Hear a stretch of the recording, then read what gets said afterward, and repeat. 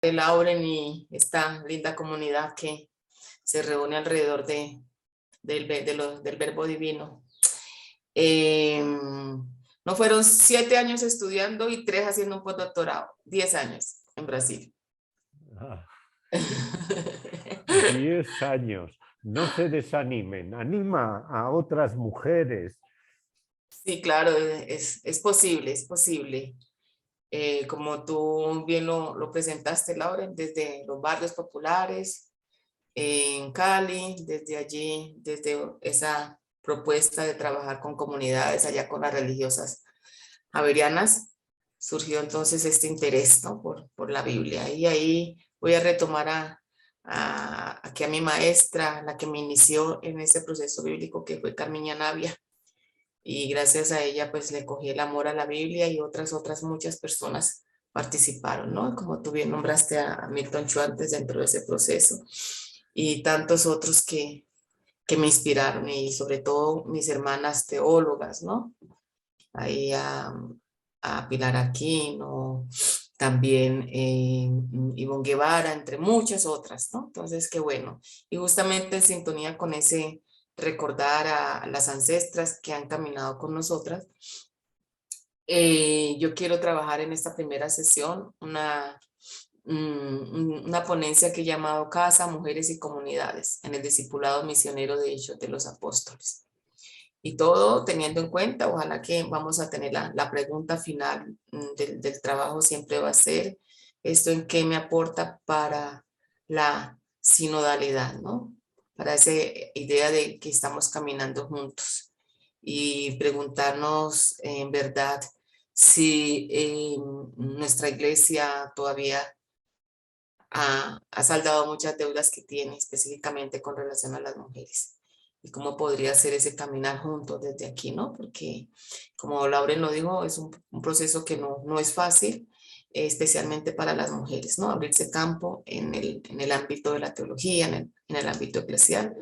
Y creo que soy una privilegiada porque dentro de muchas otras hermanas que caminaron conmigo, no todas ellas siguieron trabajando en la academia, ¿no? Y creo que esta también es una vocación de servicio que se hace. Bueno, entonces comenzamos el libro de Hechos. Entonces, como ustedes ya saben, es la continuidad de la obra lucana, ¿no? Ya ustedes lo saben, ¿no? Se estudia casi siempre Lucas y Hechos como una continuidad. Y aquí tenemos bastantes reflexiones sobre los ministerios que son asumidos por las primeras comunidades de fe, desde diferentes espacios, ¿no? En este caso, casa, comunidad, y desde diferentes autores, mujeres y pueblo. De hecho, esta división porque ustedes saben, mujeres entran en el pueblo, pero vale la pena llamar que en todo este proceso itinerante, tanto en los evangelios como en Hechos, siempre se habla de que le seguían a Jesús unas multitudes de mujeres y niños, o sea que las mujeres eran un grupo que se nombraba, ¿no? Y no sé cuándo fue que aparecemos genéricamente dentro de la categoría pueblos y eso de alguna manera nos invisibiliza.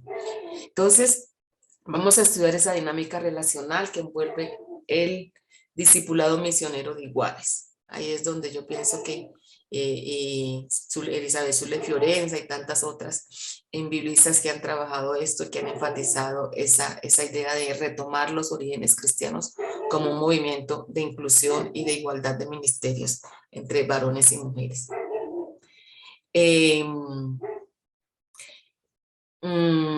Entonces, este discipulado misionero de iguales también quiere situar a la divinidad cristiana, a Jesús, a sus seguidores, como quien ejerce un ministerio de servicio y solidaridad en favor de aquellos y aquellas que se sienten sin esperanzas en un contexto donde sus alteridades son negadas.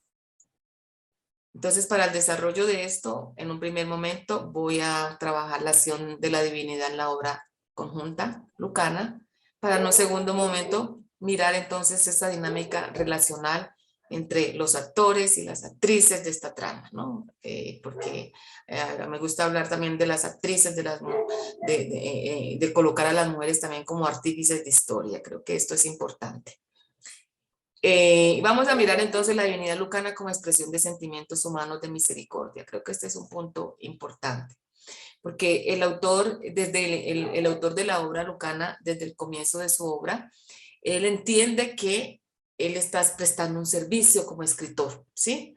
Un servicio al cristianismo naciente, nos dice en Lucas 1:4.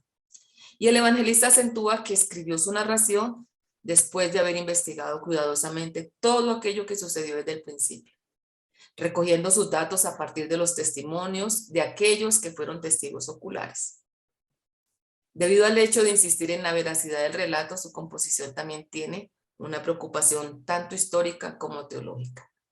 Y de entrada entonces podemos afirmar que el interés primario del libro radica en la actuación de cada uno de los personajes. Ni intenta escribir podemos afirmar el interés del libro no radica en la actuación de cada uno de sus personajes, ni intenta escribir sus bibliografías. Lo que pretende es presentar la acción de Dios que va haciendo crecer la iglesia como definitivo pueblo de Dios, donde caben tanto los judíos como los gentiles. Por tanto, aquí vemos que es un proyecto pues de abrazar diferencias, y creo que esto es importante para entender una iglesia en comunión con las diversidades. Así pues, su catequesis está puesta al servicio de la palabra y al fortalecimiento de la fe de las comunidades. Al comenzar el texto de Hechos nos recuerda su misión al escribir el primer libro, justificando así la necesidad de continuidad. En Hechos 1:1 nos dice, ¿no? En medio de este proceso, la divinidad se revela, inspirada en la vida de aquellas personas que se involucran dentro de ese proyecto en favor de la vida, como es el caso de María, quien desde la pequeñez entiende que el servicio y la solidaridad debe estar a favor de los débiles, de los empobrecidos, de los excluidos. María, junto con su prima Isabel, revelan una divinidad en complicidad con las mujeres. Se trata del ejercicio pleno de sororidad femenina, que hace eco con la fraternidad de Jesús con las mujeres. María se apoya en la sabiduría de la anciana, y a partir de ese encuentro ella, una joven humilde mujer, entona el más bello canto, típico de una sabiduría sapiencial, típica de la profecía, ¿no? Pero es una sabiduría tejida en el ámbito de la casa, no en la corte ni en el espacio de los sabios, como es el contexto de la sabiduría israelita. Así, la divinidad cristiana, tal como es presentada en los primeros capítulos de Lucas, tiene un poder benéfico para las mujeres, ya que a partir de ese empoderamiento, la divinidad se revela como aquella que es capaz de destronar a los poderosos y en su lugar colocar a los pequeños y a los débiles. De esta manera, estas mujeres inician la tarea de construcción del reino de Dios, continuada por Jesús. Entonces, lo que quiero decir es que con esta María, con este canto magnífico, con esta profecía, está abriendo, es como una antesala, está abriendo el proyecto que se va a desarrollar, el proyecto de Jesús, ¿no? Hay una continuidad, y ahí me parece muy interesante rescatar esto, porque María, por la tradición, casi siempre ha sido interpretada como una simple depositaria del Hijo de Dios, pero el Hijo también asume las características de la madre, ¿no? Y la madre de aquí, por lo menos como nos presenta la lectura de Lucas, nos la presenta así, ¿no? Ella anunciadora y partícipe de ese proyecto a favor de los pobres, de los mendigos, de los enfermos, de las que han sido prostituidas, de los pecadores, es decir, a todos aquellos que eran excluidos por la ley patriarcal de santidad. Es una divinidad que recoge la memoria de un pueblo, el pueblo de Israel, y que acoge a quienes muestran misericordia con los más débiles. Esta teología de la memoria se percibe en Lucas a partir del ministerio de la comunidad primitiva, bajo la acción del Espíritu Santo. Esta asume su ministerio de proclamación de la palabra, señalando que se están cumpliendo las palabras del profeta Joel, según las cuales el Espíritu Santo será derramado sobre cualquier persona, tanto jóvenes como adultas, quienes se conviertan en profetas, nos dice Hechos 2:17. Y miren que aquí vamos trayendo otros actores y actrices, ¿no? Los jóvenes, ¿no? Que son los grandes también desaparecidos de estas grandes narrativas, y que hoy en día es tan importante trabajar. No obstante, este ministerio profético se da en medio de procesos conflictivos, ya que los discípulos y discípulas tendrían que diferenciarse de la práctica del grupo de los fariseos, de los sacerdotes, de los ministros ligados a la práctica del templo. antes de que perdieran su identidad y se convirtieran en seguidoras y seguidoras de la religión del templo. Por lo menos este sería el espíritu inicial de una comunidad inspirada en las ideas del maestro, aquel que inicia un proceso de renovación al interior del judaísmo, al cuestionar las dos grandes instituciones sociales y religiosas centrales, el templo y la ley. Instituciones patriarcales cuyas leyes de pureza e impureza, de divorcio, de circuncisión, restringían el acceso de las mujeres al campo de lo sagrado. Entonces vamos a mirar pueblo, comunidad, actores y espacios de diversidad para mirar entonces cuáles son estos grupos y cómo a veces nosotros tenemos una lectura tan bonita de la obra lucana y no quiero como quitar todo eso bonito que nos presenta, pero sí percibir que nosotros somos seres humanos y seres humanos en relación. Y al ser seres humanos en relación, pues también estamos permeadas por relaciones a veces buenas, armoniosas, a veces un poco más conflictivas. Y en esta comunidad naciente también se perciben unos conflictos, ¿no? Conflictos entre el grupo de los cristianos con el judaísmo, conflicto entre los dos y las comunidades de los helenistas, conflictos entre, sí, de todo tipo percibimos en estos inicios. Y sobre todo hay un conflicto muy fuerte que es el que casi no percibimos, que es el conflicto de autoridad, ¿no? Y ahí nos preguntamos, o sea, ¿quién tiene la autoridad de la profecía? ¿Quién tiene la autoridad del discipulado? Y ahí por delante creo que comienza a desarrollarse uno de los mayores problemas, ¿no? Y que está representado específicamente por la comunidad de los 12 apóstoles. Bueno, nos dice Elizabeth Zulle Fiorenza que según este modelo, ¿no? De Pedro el líder a la cabeza, ¿no? Jesús fundó la iglesia, eligió a Pedro como su cabeza, instituyó los 12 como apóstoles y subordinó a ellos a otros discípulos. Los 12 y sus continuadores serían todos varones. Su predicación apostólica fue codificada en el Nuevo Testamento y la sucesión apostólica asegurada mediante la cadena sucesoria.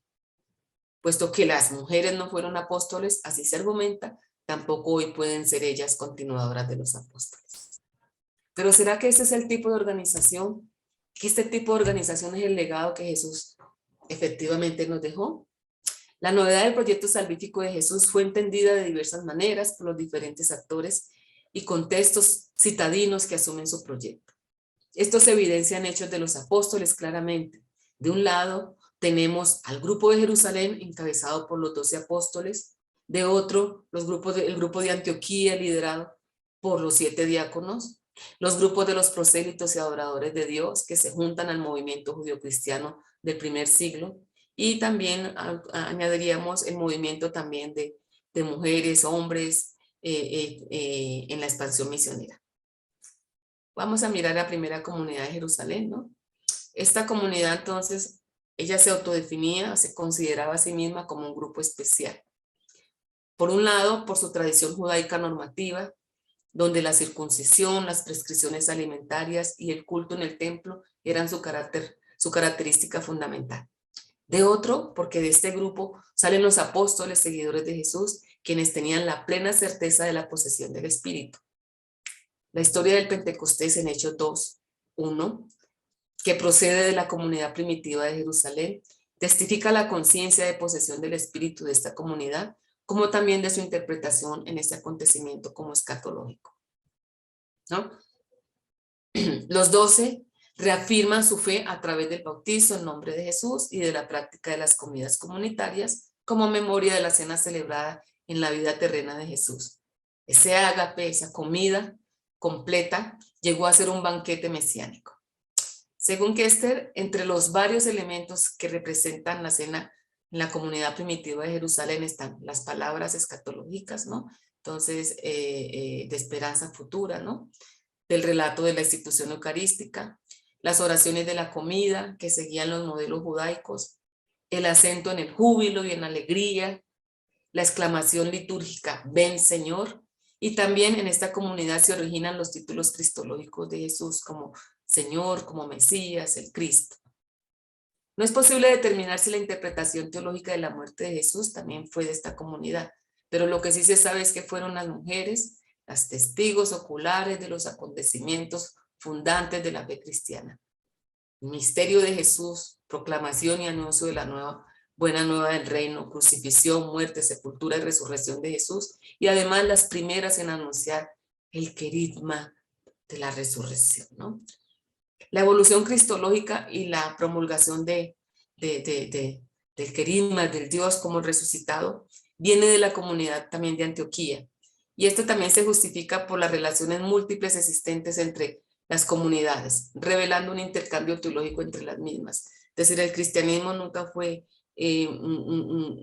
unívoco, o sea, nosotros en Ribla tenemos una Ribla que se llama Cristianismos Originarios, para percibir que la recepción también se dio en diferentes espacios del cristianismo, ¿no? No es solamente este que estoy presentando aquí.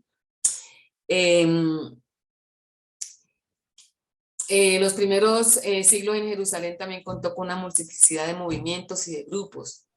Por eso hay tensiones y por eso hay polémicas, ¿no? La repartición de bienes y la comensalidad típica de esta comunidad refleja un proyecto a favor de la vida.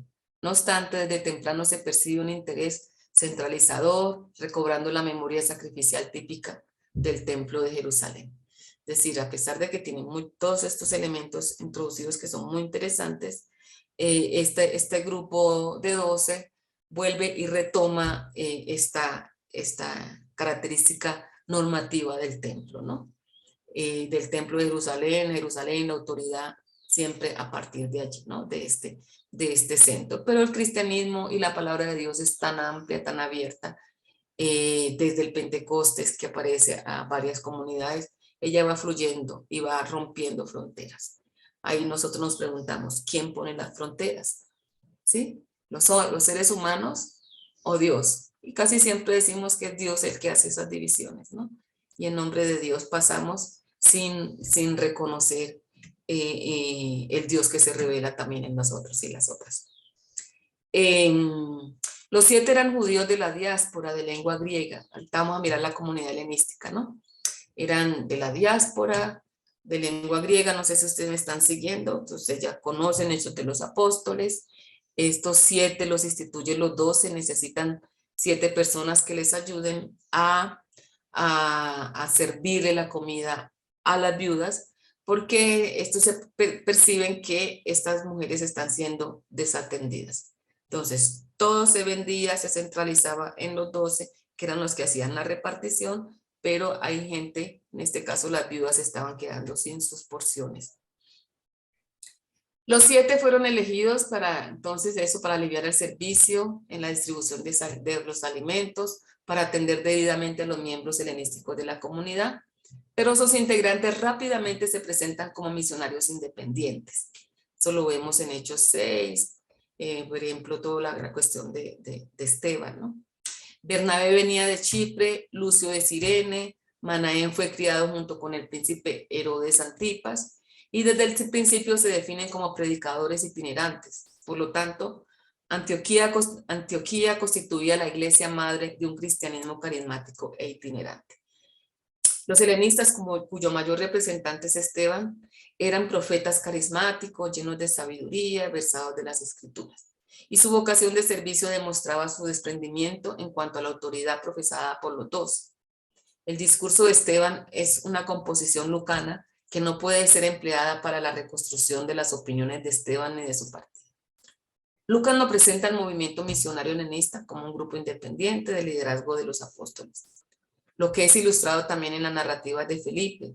En Hechos 8, 5, 13 tenemos entonces el relato de Simón el Mago, y Hechos 8, 26, 40, que ese lo vamos a trabajar más tarde, ¿no? Estos 2 textos me llaman la atención porque, bueno, nos muestran ese trabajo itinerante de Felipe que inicia la misión, y que son textos de alguna manera, por un lado un texto, el de Simón el Mago, conflictivo, fuerte, que nosotros hemos leído muchas veces, e inmediatamente vemos a Simón el Mago como un personaje maligno y macabro porque quiere comprar el espíritu no se vende, ¿verdad? Esa es la lectura normal que hemos tenido. Pero si uno se pone a leer el texto con más detalle, uno se da cuenta que el texto es claro. Dice que Simón el mago, y acuérdese, mago, maguela, ese es un término que se le aplicaba a los sacerdotes egipcios. Entonces, solo para mirar cómo se estigmatizó desde el cristianismo naciente la práctica sacerdotal africana, ¿no? De este contexto. Y Simón nos dice el texto que tenía una comunidad que le seguía, de seguidores. Y entonces llega Felipe y le introduce a Jesús y lo bautiza, pero cuando llegan los 12, ahí ya vemos un conflicto. Cuando llega Pedro y Juan, desvalidan esto porque dicen que ellos son los que tienen autoridad para imponer las manos. Y entonces ahí inmediatamente Simón le dice, bueno, pero ¿cómo así que me lo van a quitar ahorita? Ya me lo dieron, pues si quiere lo compro, ¿no? Y entonces ahí mismo le lanzan una serie de acusaciones muy fuertes, ¿no? Tanto al punto que el pobre mago dice, ay, Dios mío, que eso no me suceda a lo que ustedes están diciendo, ¿no? Entonces allí vemos cómo un conflicto que se va generando entre quién tiene el poder de la palabra, quién tiene el poder del espíritu, ¿sí? ¿Quién puede hacer eso? Y más adelante en la tarde, cuando veamos el Hechos de los Apóstoles, Hechos 8, 26, 40, vamos a ver que hay una continuidad entre esta narrativa de Simón el Mago y la de Felipe, y sobre todo que para reconstruir esto también acudimos a otros textos llamados apócrifos que nos ayudan a ir un poquito más allá de estos, de lo que nos presenta el libro canónico, ¿no? Y a mirar entonces esa apertura a otros cristianismos y cómo en la iglesia naciente, desde el principio, estos conflictos pues se van agudizando mucho más, ¿no?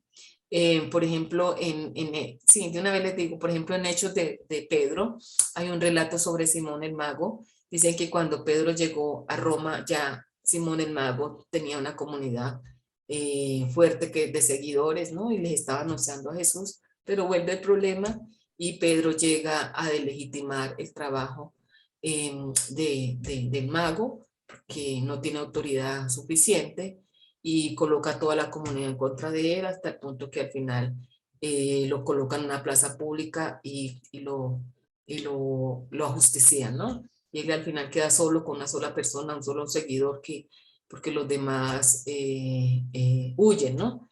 Entonces son conflictos nacientes, la historia que hay que ir un poquito más y darnos cuenta que el texto bíblico en sí nos da cuenta de una parte de la historia, ¿verdad?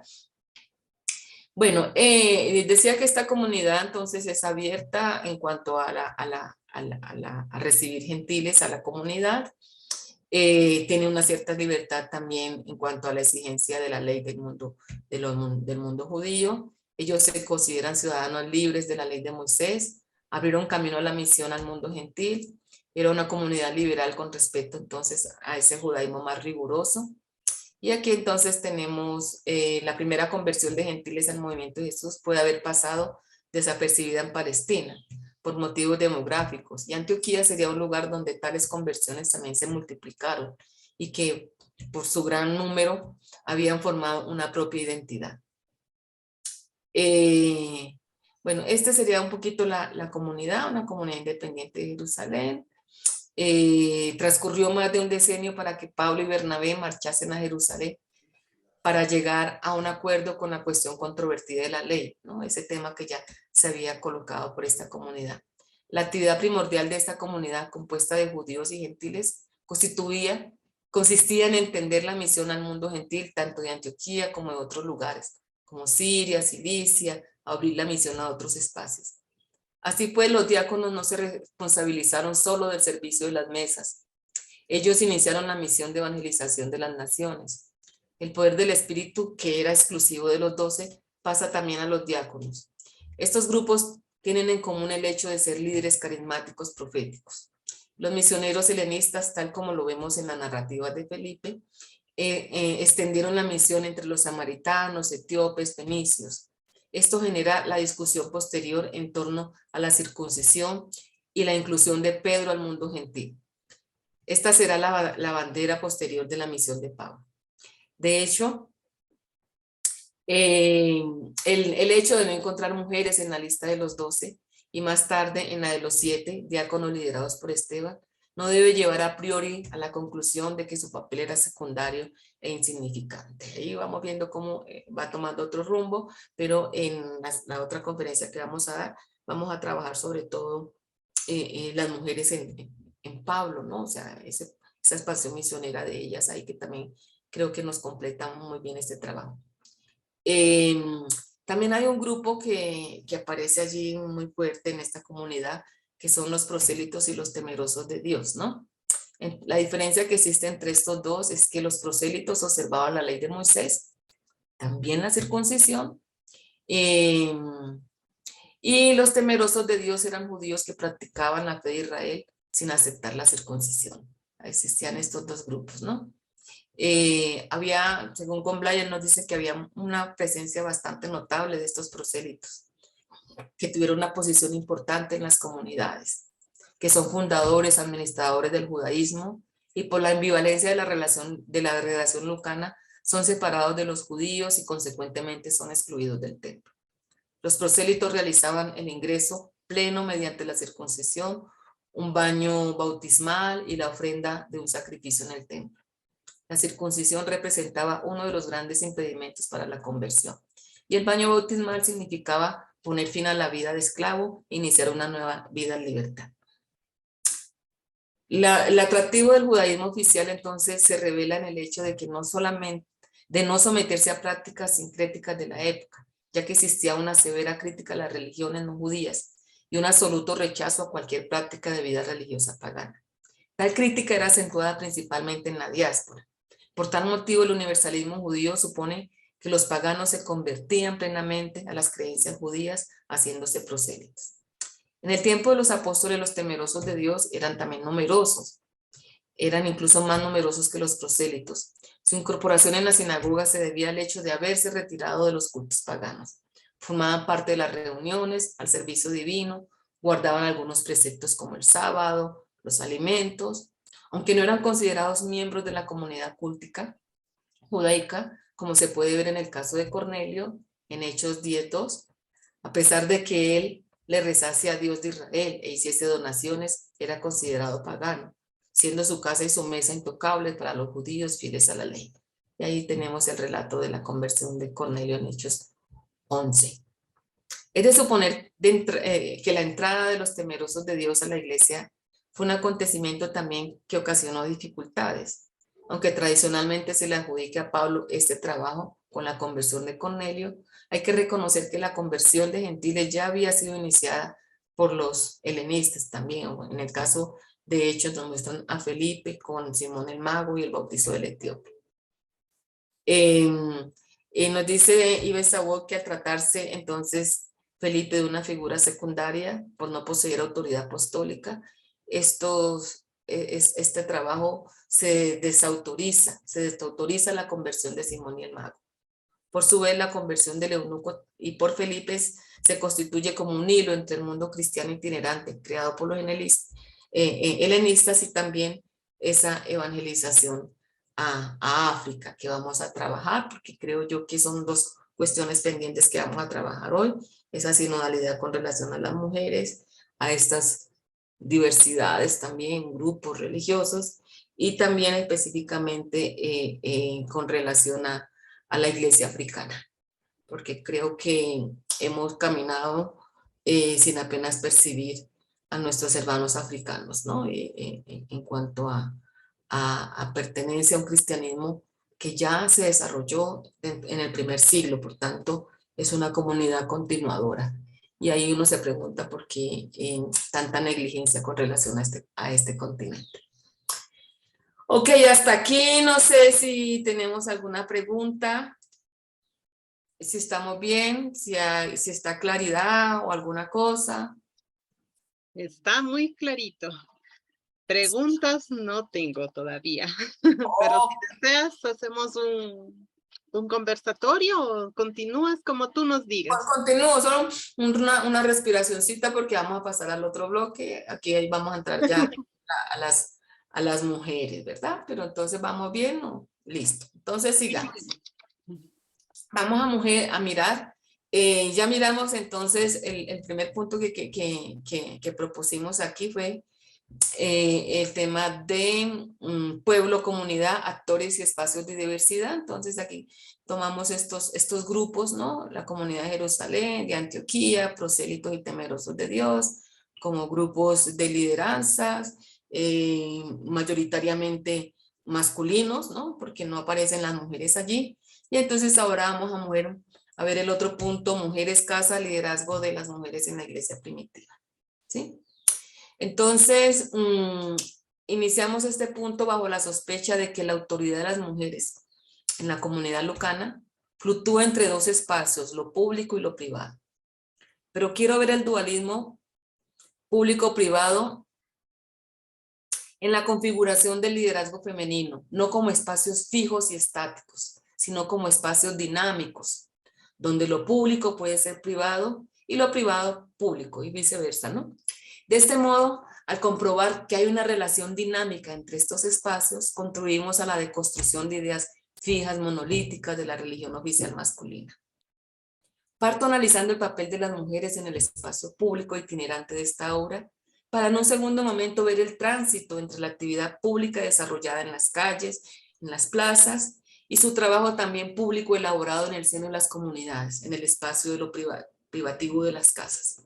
Entonces estamos, ¿no? Sabemos que el mundo, esta idea de plaza para los hombres y casa para las mujeres es un legado del mundo grecorromano, pero en este cristianismo naciente vamos a mirar que los espacios fluctúan, o sea, entre público, privado. La casa no es el espacio solamente para cocinar, para tejer, para planchar, no. La casa es el espacio de las comunidades. La casa es el espacio donde las mujeres hacen su misión, donde son discípulas. Y eso es lo que vamos a mirar un poquito, ¿no? Cómo estos dos espacios se conjuran.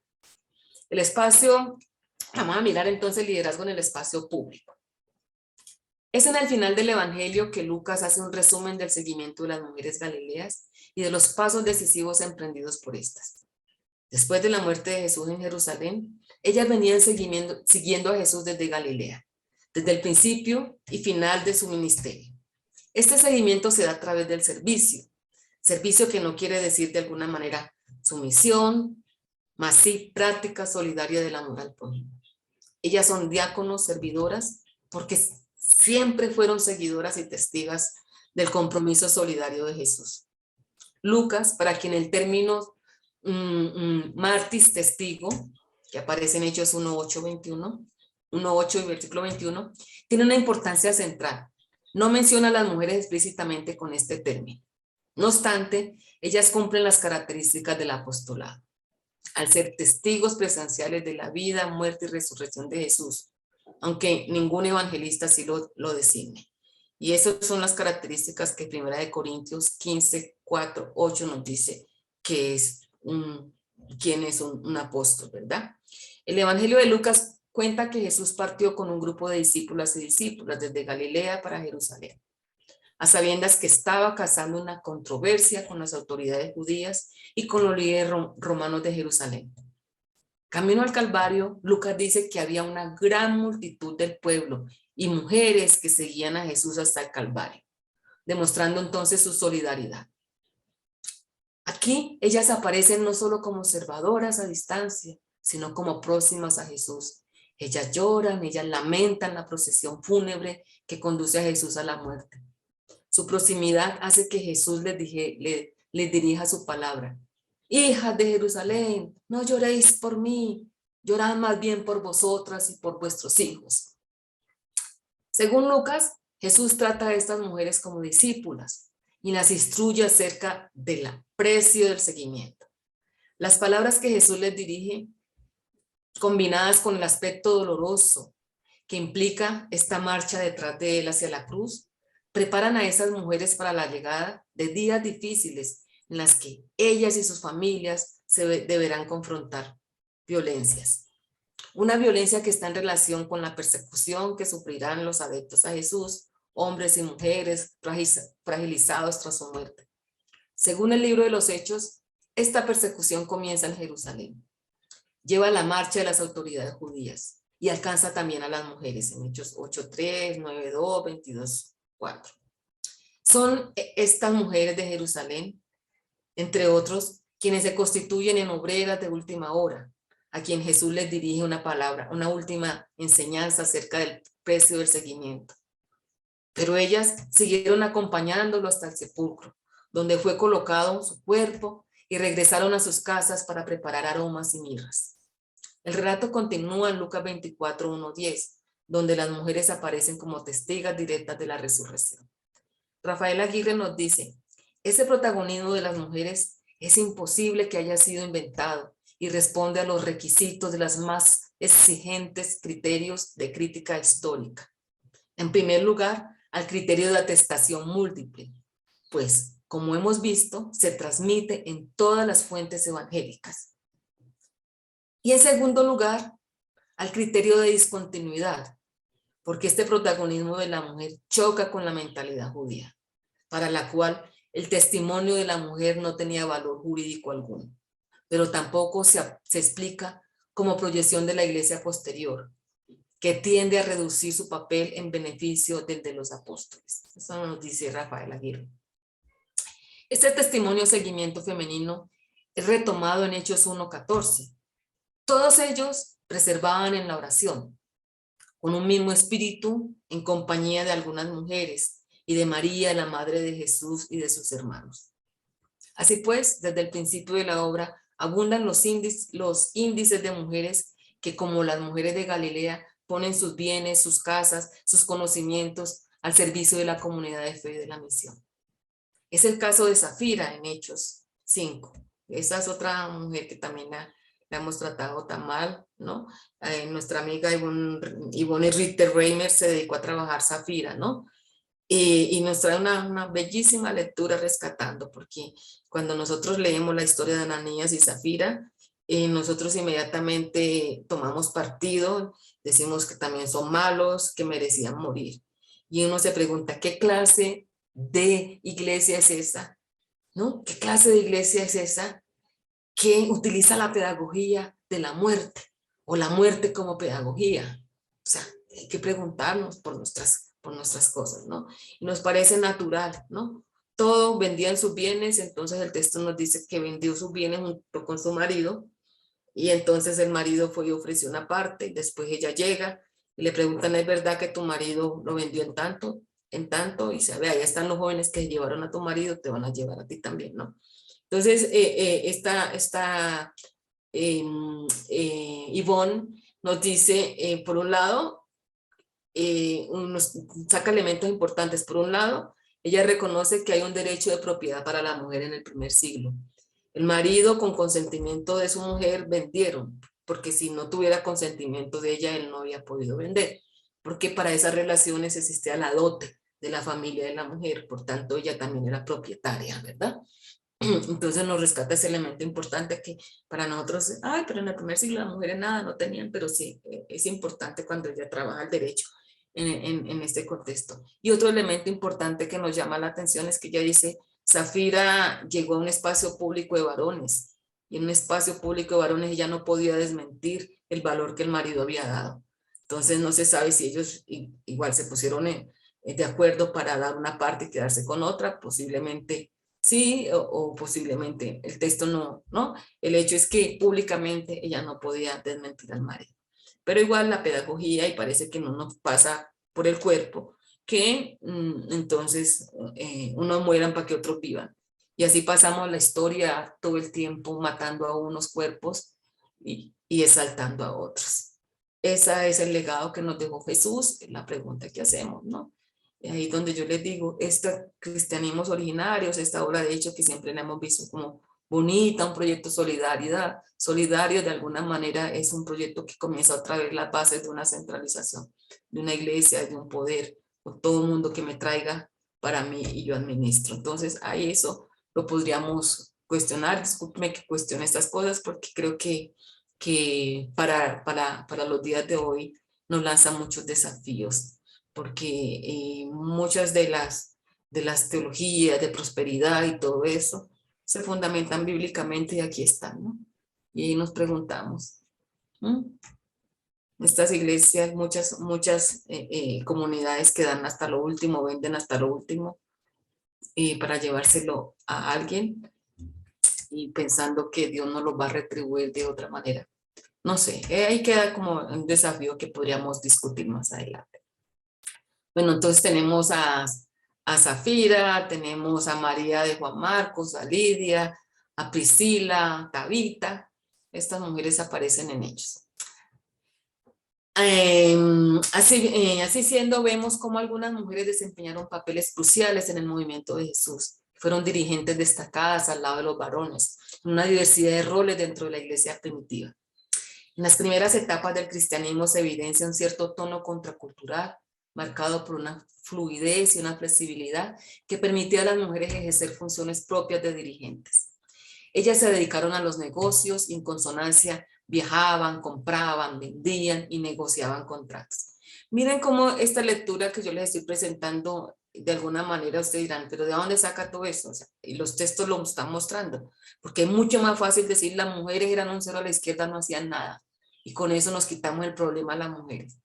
Pero si analizamos bien y sacamos esto, nos damos cuenta que no era así, o por lo menos yo entiendo el movimiento de Jesús como un movimiento catalizador, ¿no? En el que las mujeres consiguieron hacer muchas cosas, pero eso no viene solo así, magia, por el movimiento de Jesús, eso ya venía forjándose, y venía forjándose con todo un movimiento de resistencia desde el segundo templo, ¿no? Cuando destruyen el primer templo y aparecen las sinagogas, que eran casas con patio amplio, común, y ahí entonces las mujeres ejercieron esos papeles. Y el primer siglo retoma esta tradición de estas mujeres que han resistido. La historia oficial es contada desde los actores ganadores, ¿no? Y por eso invisibilizan, y es mucho más fácil y seguir hasta los días de hoy diciendo, las mujeres en el primer siglo no hacían nada, ¿no? Eso es más fácil. Ellas se dedicaron a negocios, viajaban, compraban, vendían, negociaban contratos. Las mujeres que disfrutaban de riquezas suficientes y una elevada posición social actuaban como patronas de individuos, ¿no? Entonces allá está Lidia, que tiene una fábrica de manufacturas, ¿no? Y daba trabajo a los que proporcionaba asistencia financiera, los apoyaba y les ofrecía protección pública, y además esta fábrica, este trabajo que ella realizaba también se convertía en un tipo de sinagoga con sus trabajadores, ¿no? Donde la oración también aparecía. Nos proponemos entonces después mirar entonces algunas de esas actividades de liderazgo, ¿no? La primero, el liderazgo de ellas en la sinagoga. Cuando Pablo llega a Filipo, se encontró con que los judíos se reunían para los actos de culto en un lugar extramuros, en los sectores más modernos de la ciudad. Se trataría probablemente de una casa particular que hacía las veces de sinagoga. En sus relatos sobre el tipo de reuniones en estas ciudades, Lucas utiliza el término sinagogué, más en Filipo, Filipo llama el lugar de oración proseuté. Este término describe un servicio judío tradicional que se celebra los sábados y que consta de plegarias y lecturas. Pablo se encuentra en Filipo con Lidia, a quien se le identifica como adoradora de Dios, cuya profesión es Porfirópolis, vendedora de púrpuras, y es procedente de la ciudad de Tiatira. Ella junto a otro grupo de mujeres ejercían autoridad en la comunidad cristiana. Este hecho parece ser consecuencia natural del predominio que al parecer que detentaban en el culto sabático. Esta parece ser consecuencia natural del predominio que al parecer detentaban en el culto sabático que se celebraba extramuros en la ciudad. El núcleo central del culto celebrado en las sinagogas era la lectura de los rollos de la Torá.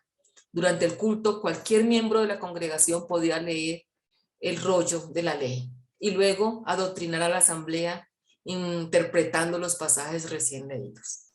Lidia, ama de casa y comerciante, era una de las mujeres que participaba de las lecturas y las plegarias. no era conversa judía, sino que era conocida como una persona temerosa de Dios. Es decir, mantenía vínculos con el judaísmo, ya que participaba en el culto judío, pero no se había comprometido con él plenamente, con la plena observancia de la ley. Lidia, en su condición de comerciante, viajaba continuamente para atender sus negocios. Ella era económicamente independiente y cabeza de familia. Cuando se convirtió al cristianismo, toda su familia se bautizó con ella, nos dicen Hechos 16:15, lo que constituye otro indicio de su autoridad. La casa de Lidia incluía no solo los miembros de su familia, en sentido estricto, sino también los esclavos domésticos y los empleados en su fábrica de púrpura. La influencia de Lidia se extendía además a toda la red de sus clientes y amigos. Su posición le permitió ofrecer a Pablo hospitalidad en su casa, donde él se alojaba durante algún tiempo. Desde allí realizaría su ministerio de enseñar y predicar a los nuevos cristianos, que allí también se reunían para escuchar y para discutir las nuevas doctrinas, según Hechos 16:40. Cuando Pablo sale de Atenas para Corintios, se encuentra con un judío llamado Aquila y con su esposa Priscila. Priscila también era una mujer ilustrada que había sido miembro de una sinagoga en Roma. Ella junto con su esposo acompañan a Pablo a la región de Siria. Allí, esta pareja ejerce autoridad como intérprete de la ley, cuando acuden a Pablo, un judío elocuente, para inducirlo en las escrituras, demostrando con esto que ella era una versada en la interpretación de la ley. Entonces, aquí tenemos las mujeres como líderes en sinagoga. Rápidamente se me está yendo el tiempo, ¿verdad? Se me terminan las 10, Caticita, ¿cierto? Faltan 2 minutitos. No, a las 11 es la primera pauta, Marisela, así que tranqui.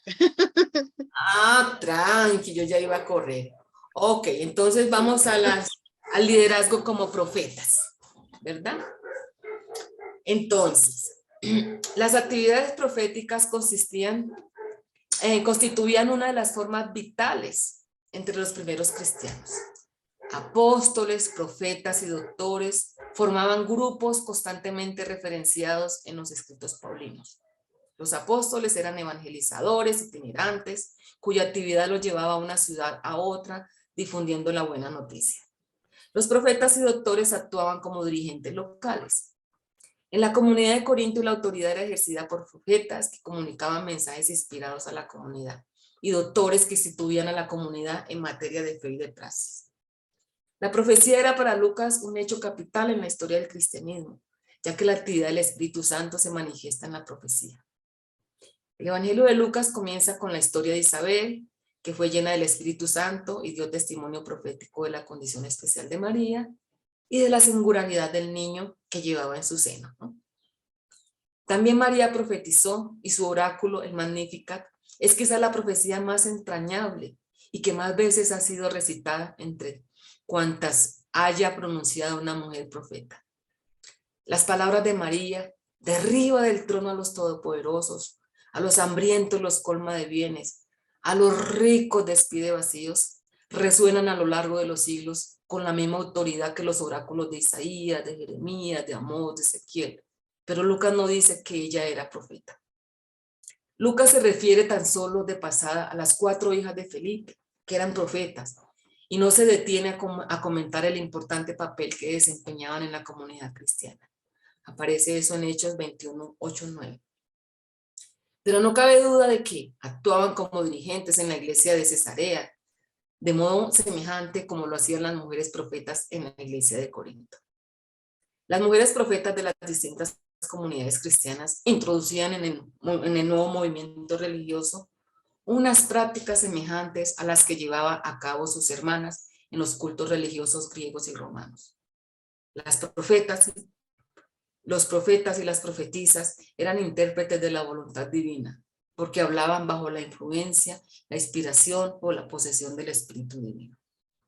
La autoridad profética de las mujeres en cuanto a recibir e interpretar revelaciones divinas estaba perfectamente establecida en las religiones griegas y romanas. Por lo tanto, no es de extrañar que en el cristianismo naciente también las mujeres se desempeñaran como profetas.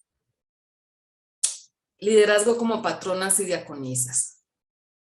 Juana, esposa de Cusa, mayordomo del palacio de Herodes, era una mujer cuya posición permitía ejercer el patronazgo. Eso lo vemos en Lucas 8:1-3. Llama mucho la atención el hecho de encontrarla viajando con un grupo de evangelistas que acompañaba a Jesús de aldea en aldea. Ciertamente sus conexiones con la familia reinante de Herodes servía para resolver posibles conflictos con autoridades locales de menor rango.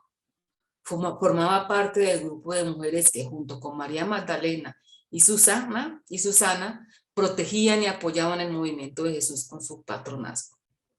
Era frecuente que mujeres de buena posición social y económica como estas establecieran relaciones de patrono y cliente, como lo vemos en el caso de Lidia en Filipes y de Febe en Cencreas, en Romanos 1 y 2. Pero Pablo dice explícitamente que es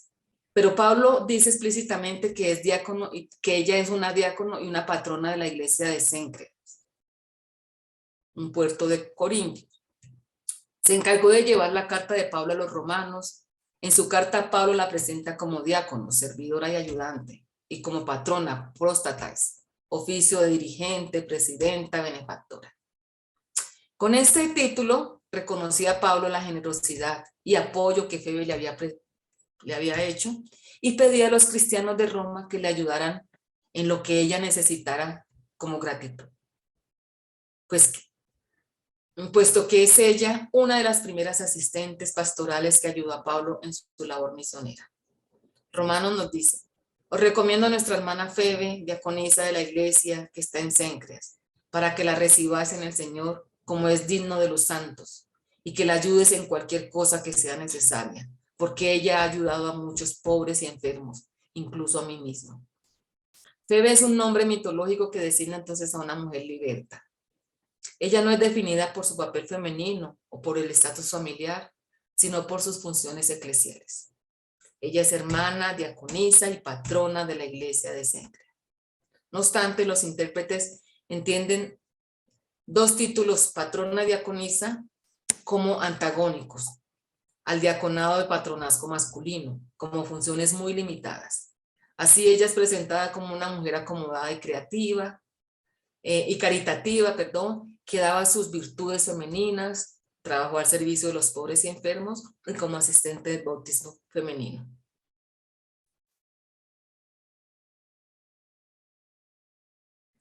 En su Panarion, publicado en el año 376, Epifanio precisa que las diaconisas no ejercen ministerio presbiterial, sino que asisten al sacerdote en el bautismo de las mujeres. Orígenes acuña esta interpretación como asistente y ayudante de Pablo, pero cabe notar que en 2 de Corintios, Pablo usa el juego de palabras, diáconos, diaconía, diaconei, para designar a los pseudoapóstoles, que eran misioneros carismáticos, predicadores, elocuentes, profetas, visionarios, apóstoles llenos de Espíritu Santo. De esta forma, Febe recibe el mismo título de los predicadores carismáticos de Corinto. Vamos al liderazgo en el espacio privado de la iglesia doméstica. En el cristianismo primitivo, entonces, el término frecuente para designar el espacio comunitario es oikos, casa, familia. No obstante, no es necesario entender en el contexto lucano el oikos como familia en sentido restringido, puesto que esta obra toma como paño de fondo la fuerte crítica que Jesús hace a este modelo, al desconocer a su familia de sangre para referirse al círculo de discípulos y discípulas como su verdadera familia. Miren que este elemento es importante porque esa cuestión de la familia, porque creo yo que es uno de las rupturas contraculturales más fuertes que Jesús hace contra un modelo de familia, de un pater familia, que sobre la autoridad del padre puede matar al hijo, puede matar a la mujer, ¿no? Es por eso que de alguna manera él instituye otro modelo familiar. Al respecto, Elizabeth Schüler Fiorenza afirma que con bastante radicalidad que la comunidad del discípulo acaba con las exigencias de la familia patriarcal y constituye una nueva familia, comunidad familiar, comunidad que no incluye a los padres en su círculo. poniendo así como lo afirma la misma autora, un discipulado de iguales, es decir, una nueva conciencia de identidad discipular que asume un nuevo etos de vida. El término oikos también era frecuentemente usado para designar una asociación de gente trabajadora, tanto en sentido religioso como en un aspecto económico y comercial, puesto que estos espacios estaban interligados entre sí, ya que quien pertenecía a una comunidad tenía en común su práctica religiosa.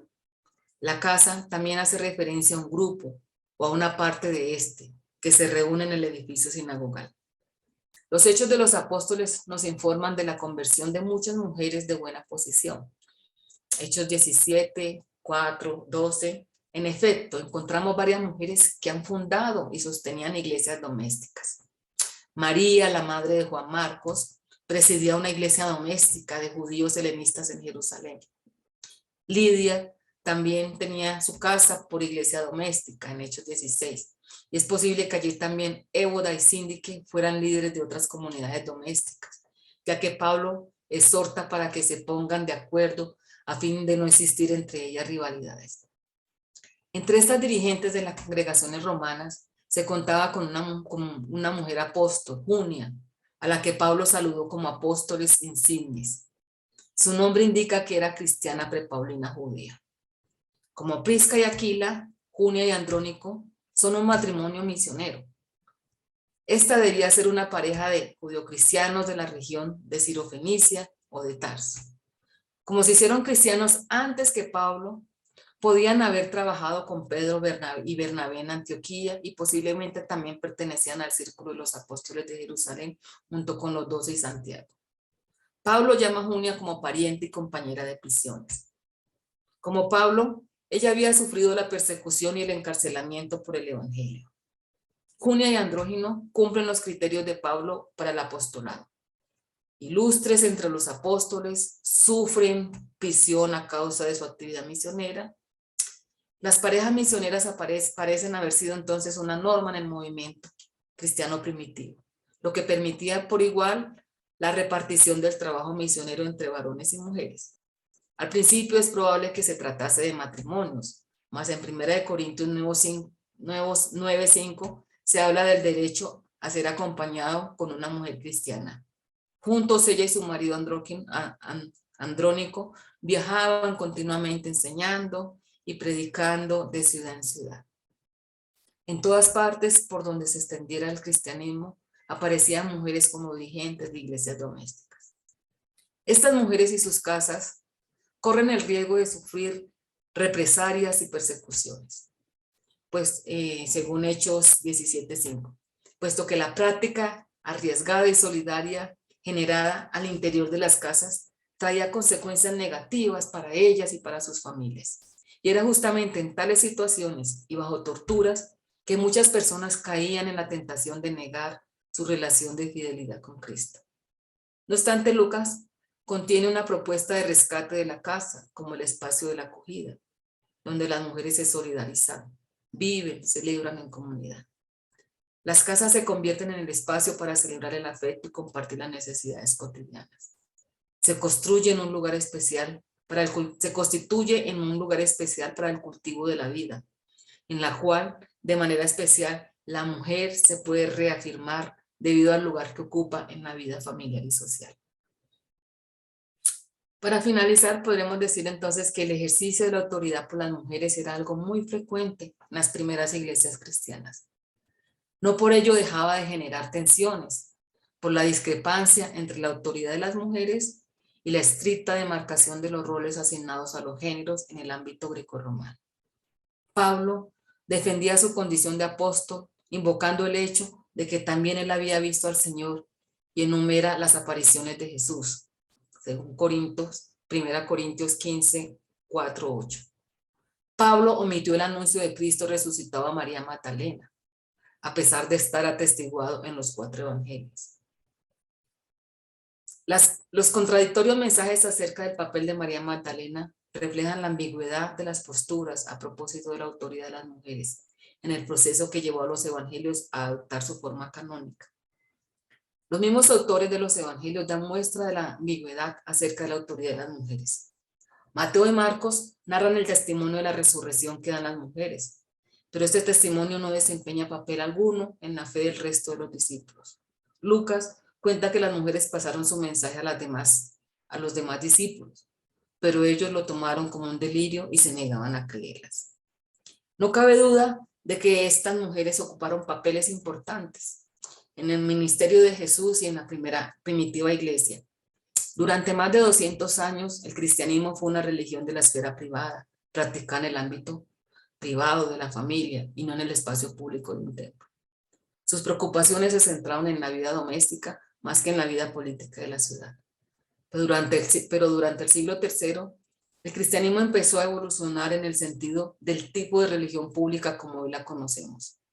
Desde el momento en que el cristianismo penetró en la esfera pública, los dirigentes varones empezaron a exigir que las mujeres fueran sumisas, que se les fuese impuesta exigir de las mujeres sumisión que les era impuesta generalmente en la sociedad grecorromana. Es por esto que un desafío ético para una iglesia sinodal realmente inclusiva y liberadora en los días actuales debería ser el volver hacia la divinidad que se revela en la vida cotidiana de las y de los excluidos.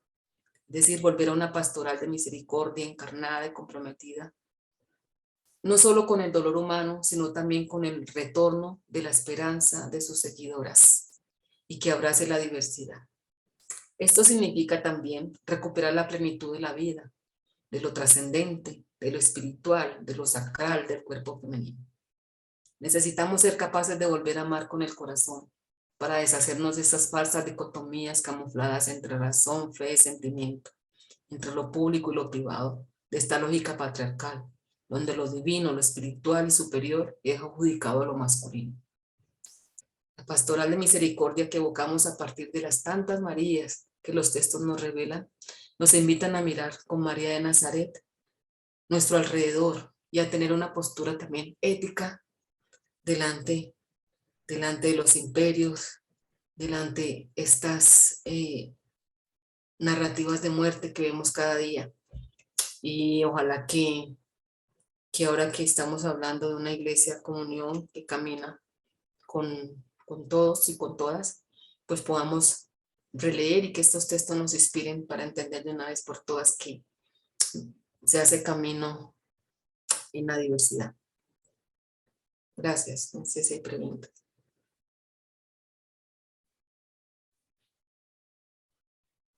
Gracias, Maricel. Bien, ya está la doctorita, mira que aún ni proponíamos preguntas y ya están con la manito levantada. Bueno, ¿le damos paso a Maricel o quieres descansarte unos 2 minutitos? No. ¿Sí? Le damos paso, vamos. Doctorita, buenos días. Buenos días, ¿sí me escuchan, por favor? Perfecto. Ay, se le fue. Ahí, doctorita.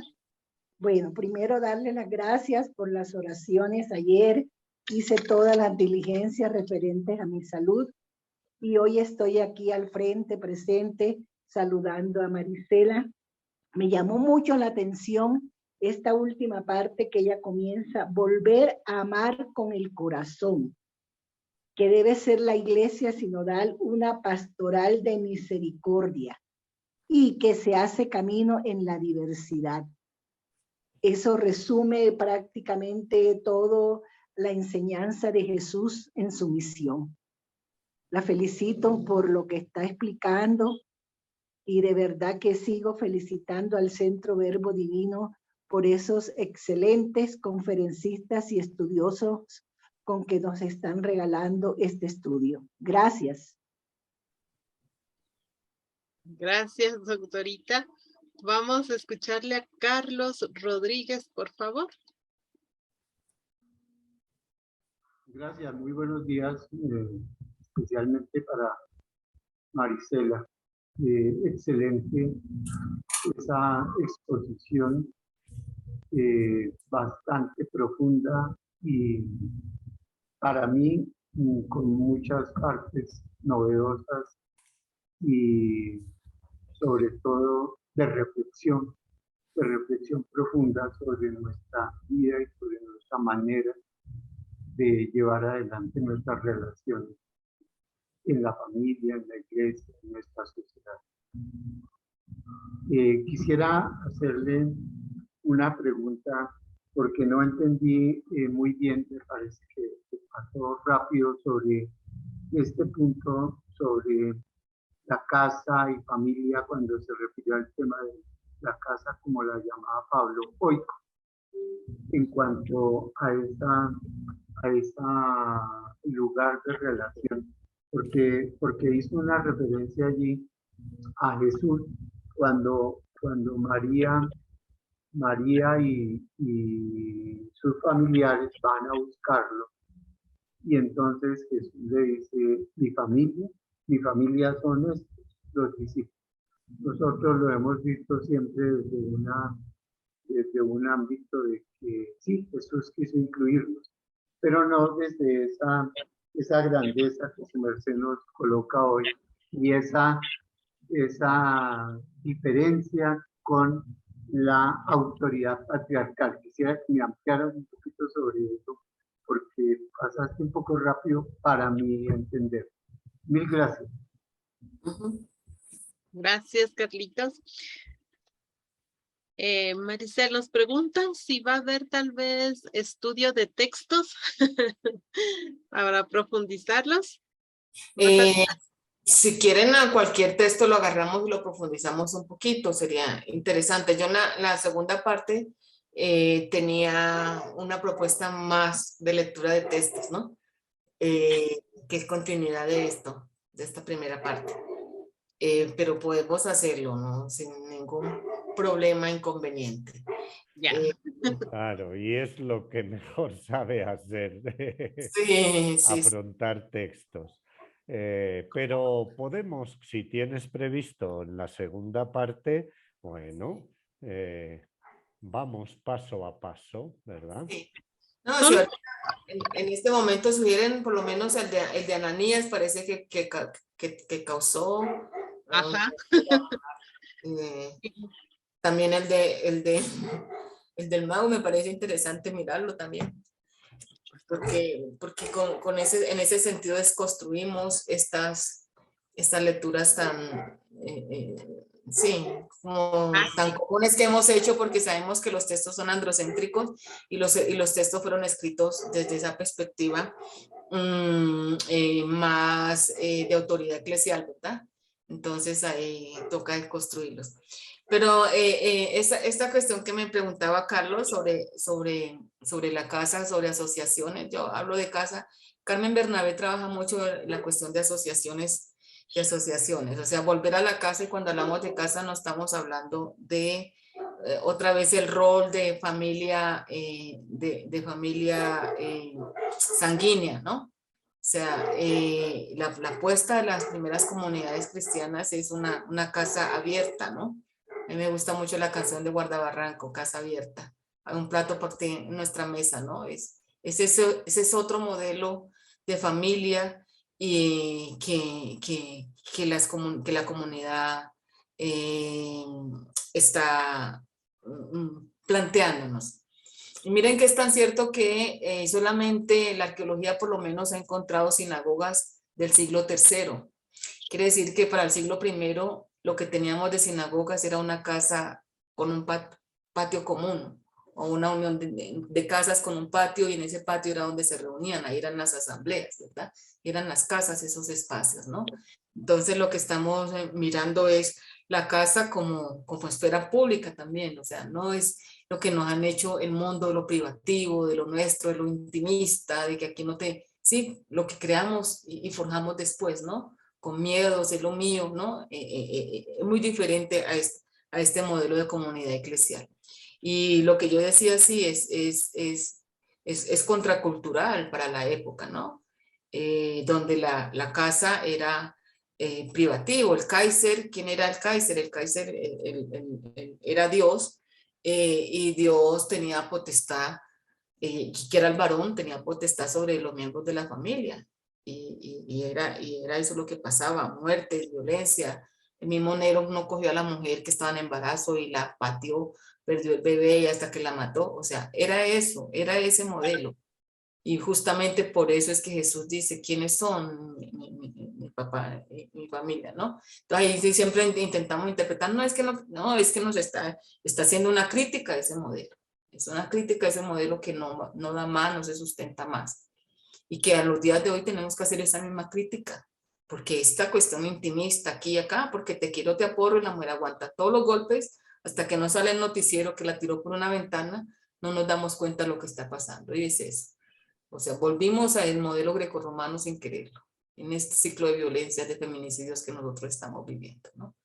Entonces, creo que en retomar este espíritu, recobrar ese liderazgo, las mujeres como profetizas, como discípulas, creo que se hace supremamente interesante para intentar resignificar este modelo, familia, iglesia, todas estas instituciones. Yo creo que es importante. Gracias, Maricel. Voy a leer lo que nos pide la gente y luego ya vemos cómo nos organizamos, Maricel, ¿ya? Y me colocas, como dicen brasileños, en una saya justa, porque que hay muchos padres, ¿sí? Y tendrían una respuesta. Pero, perdón. Mira, hay un libro muy bonito que se llama, ay, es que se me olvidó, ¿De quién? ¿De quién? A ver si Karen, una mujer Torres, que tiene un apellido bien extraño. Ella en ese libro hace todo un proceso. Ella es cuando las mujeres eran sacerdotes, más o menos era eso. Y ese libro toma toda la discusión patrística en torno al por qué las mujeres pueden o no pueden ser, ¿no? Y coge todos los textos y en últimas dice, bueno, en la iglesia naciente, en estos primeros siglos, siglo tercero, que comienza la iglesia supremamente a cerrarse contra las mujeres, y entonces ella trae todos los argumentos que ellos traen sobre la autoridad de las mujeres. Y es muy interesante porque uno se pregunta si hay discusión si las mujeres pueden o ser sacerdotes, quiere decir que ellas sí lo eran, sí lo eran. Es decir, y aquí dentro de los argumentos obviamente que toma la iglesia siempre es que Jesús escogió solamente a 12, ¿no? Ese es como un criterio y puso solamente una piedra y bueno, ahí ustedes que son más sacerdotes podrían dar un aportico más, pero eso es uno de los argumentos y que se tomaba justamente dentro de las discusiones, ¿no? Patrísticas en torno a si podemos o no ser, y también a las relecturas que se hacían del pecado original, de Eva, la pecadora, y toda esta cuestión que comienza a desarrollarse en torno al cuerpo de la mujer y a cerrarse el aporte de ellas, ¿no? O sea, uno se pregunta ¿qué le habrá hecho la vida a tantos hombres que no quieren compartir poder con las mujeres? Es una pregunta que podemos hacernos ahí fuerte. Pero la cuestión continúa abierta. Yo estoy convencida que la entrada a las mujeres al discipulado, como sacerdotisas, o sea, va a pasar todavía muchas generaciones y eso no va a pasar, ¿no? Por lo menos desde la oficialidad, ¿no? Y ahí es donde yo me pregunto si queremos desde la oficialidad o no, o sea, si las estructuras no cambian, por lo menos yo no quisiera ser sacerdotisa de esa institución, con el mismo molde, con los mismos modelos. Nosotros percibimos que hay varias mujeres católicas que han sido ordenadas y que hacen, bueno, que no las consideran católicas, pero que están allí y a veces uno percibe que el mismo esquema se repite, ¿no? Entonces creo yo que no se trata de ampliar roles o de hombre-mujer, o sea, se trata de ir más a fondo, creo yo. Ir más a fondo significa una renovación grande al interior de nuestra iglesia, nuestra fe, lo que somos, ¿no? Ese modelo tan jerarquizado es es tremendo porque además ese modelo es el que se repite, ¿no? Se repite en la sociedad, en la política, en el imperio, y que en últimas es poder, porque si nosotros vemos desde la tradición del Antiguo Testamento, todos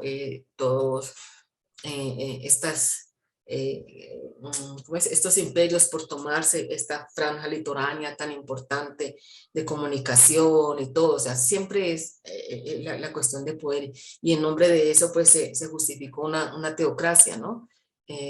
Primero en el rey, ¿no? El rey que habla, que tiene la potestad, que habla por Dios y a quien Dios le concedió imperio, riqueza, etcétera, etcétera. Entonces lo que quiero decir es que la religión y la política hacen parte mucho de la misma moneda. Y que hoy como tal, el crecimiento de tanto fundamentalismo o tanta injerencia también de personas evangélicas, por ejemplo, en las políticas de los estados, están allí y sobre modelos bíblicos, ¿no?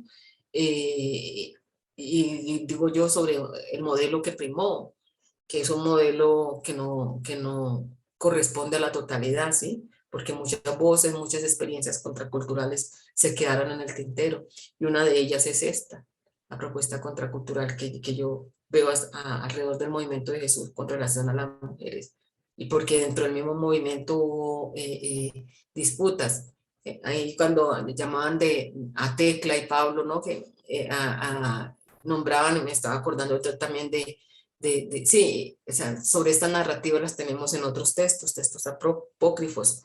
Por ejemplo, hay uno de ellos, uno de estos textos que se llama Diálogos con el Salvador, y es muy interesante porque en ese Diálogos con el Salvador, de 48 preguntas, no, como de 52 preguntas que le hacen a Jesús, 40 y pico las hace María Magdalena. Y llega un momento en que Pedro se enoja y le dice, maestro, esta mujer habla mucho.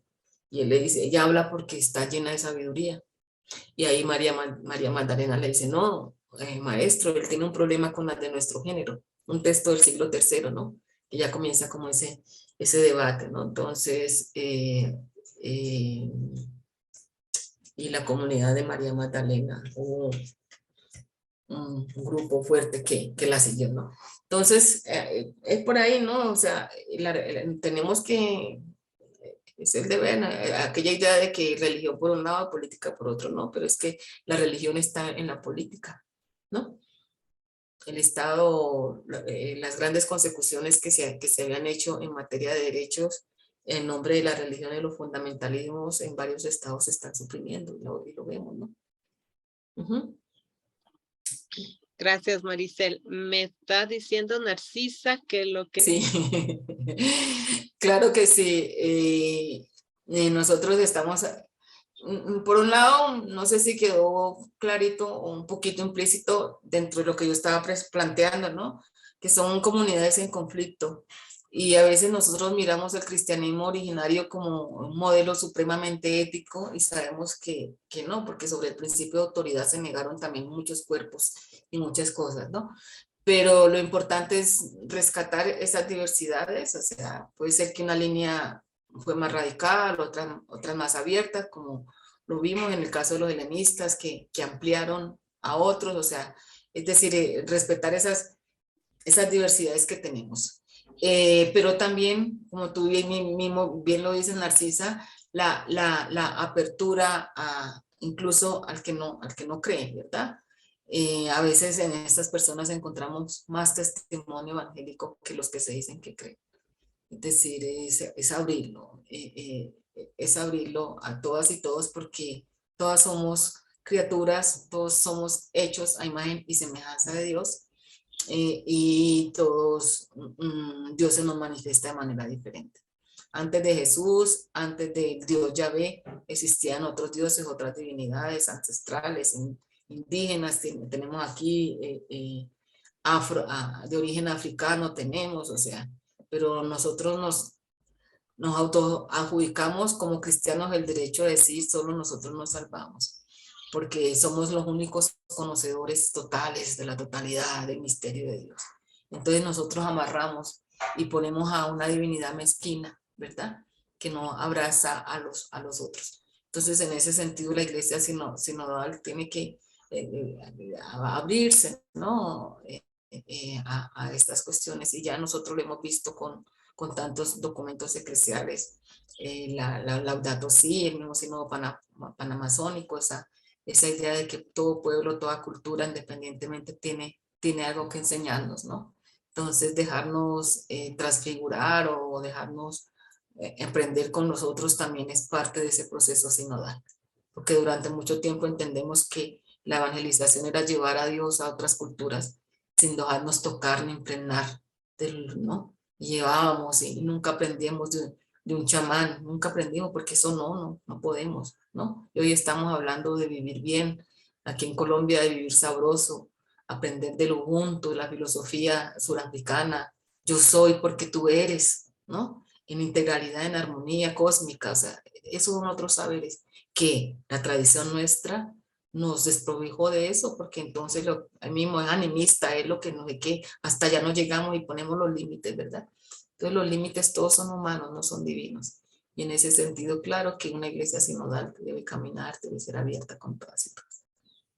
Gracias, Maricel. Recordé lo que nos dijo José Guerra el día lunes, que había estado en la parroquia y había dicho, bueno, vamos ahora sí a ejercer esto de la sinodalidad, y José se dio la vuelta y seguían los mismos grupos. Esto no es sinodalidad. ¿Dónde están los LGTBI? ¿Dónde están los protestantes, por decirlo de una manera? ¿No? ¿Dónde están? Esto es reunirnos a conversar los mismos de siempre. ¿Recuerdan? Estuve tan atenta con lo de José y con lo de todos, ¿eh? Luego los encuentros y desencuentros con Elsa, cómo nos fue aclarando. Todo ha estado maravilloso para aterrizar, como bien lo dice Narcisa ahora, con las primeras comunidades. Maricel, Ernesto nos quiere hacer una preguntita. Bueno, te quiere hacer a ti una preguntita.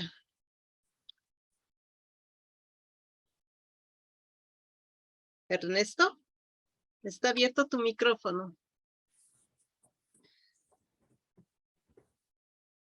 Algo le sucede con su micrófono porque está abierto y no lo escuchamos.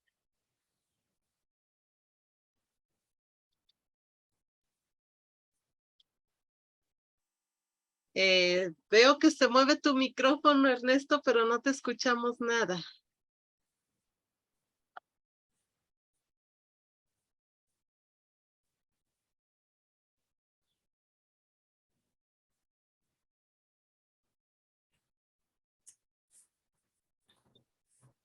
Tenemos un segundito hasta que Ernesto vea qué le pasa a su micrófono. Si alguien más tiene alguna inquietud, pregunta, por favor. Vivian.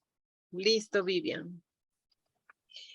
Buenos días. Yo también felicito a todos los exponentes, pero en especial el día de hoy porque tiene esta relevancia sobre el rol de la mujer en esta historia. Mi pregunta es, tú tocaste al principio el tema de los prosélitos, los temerosos de Dios.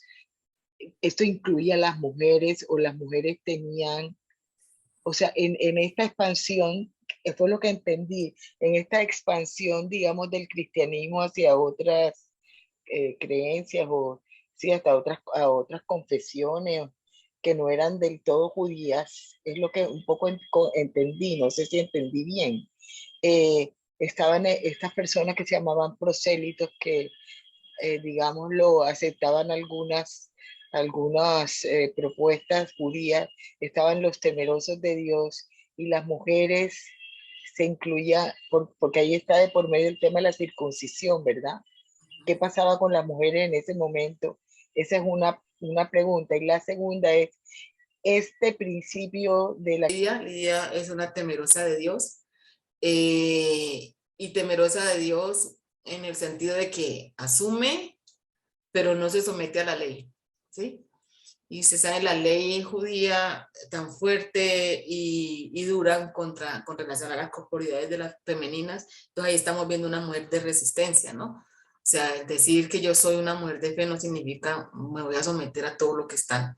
Ahí vemos que las mujeres también entraban también dentro de estas categorías, ¿verdad? pero la adhesión mayor con el mandato de la circuncisión se hacía a partir de los varones. Pero esto no significa que las mujeres no entraran dentro de esto. Y mire que es muy importante porque ustedes saben que en la teología del segundo templo, por ejemplo, las mujeres extranjeras, las mujeres que vienen de otros lugares, ellas fueron excluidas, ¿no? O sea, en el posecilio se prohibieron los matrimonios mixtos, las relaciones, y aquí nosotros percibimos en este movimiento itinerante que las fronteras se abren más con relación a las mujeres, también mujeres extranjeras, romanas, de otros lugares, ¿no? Entonces vuelve y justamente por eso es que son autónomas en el sentido de si yo asumo hasta aquí y esto no lo asumo, ¿sí? Si me hago entender, ¿no? Un poco más diferente que la mujer judía, que sí le tocaba someterse un poco más, pero ahí está, ¿no? Normalmente en los pueblos donde, por ejemplo, en Somalia, que la situación está tan dura ahora, no dejan entrar a las mujeres de la Cruz Roja, a mujeres porque dicen que les dañan la cabeza, ¿no? Y aquí vemos las mujeres extranjeras actuando, abriendo también cabezas, ¿no? En ese sentido, ayudando a otras mujeres a empoderarse. Creo yo que esto es importante en sacarlo. Normalmente la actividad misionera casi siempre hablan de un lugar extramuros, afuera, parece ser que el lugar, el espacio de expansión, por un lado fueron las casas, ¿no? Las sinagogas. Cuando hablamos de sinagoga no nos imaginemos una parroquia porque no existía en ese momento, eran las casas, ¿no? Pero por otro lado también nosotros vemos, por ejemplo, a Pablo con su grupo, cuando llega a Corintios, tiene una discusión en plaza pública con los de allá, o sea, creo yo que los escenarios eran variados, a pesar de que por lo menos en Hechos privilegian mucho el espacio de la casa, pero también abren porque ellos eran itinerantes, y si eran itinerantes también predicaban en diferentes espacios, ¿no? Y creo que ahí abre con el espíritu, porque definitivamente en ese contexto no hay templo. No hay templo, ya sabemos que en el año 70 han destruido el templo de Jerusalén, ¿no? Entonces, lo que queda es fortalecer estos espacios sinagogales. Gracias.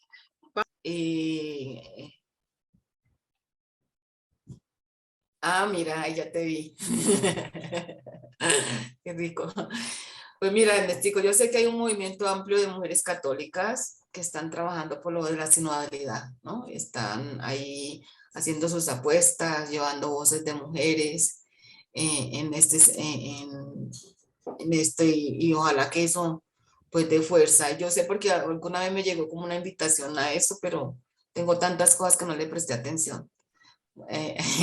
Además porque no sé, a veces uno es selectivo porque es que yo soy muy católica y a veces no sé, pero y a veces uno dice, ¿será que sí sale algún cambio fuerte? Pero yo sueño que sí, que alguna cosa salga, ¿no? Pero como digo yo, realmente yo en cuanto a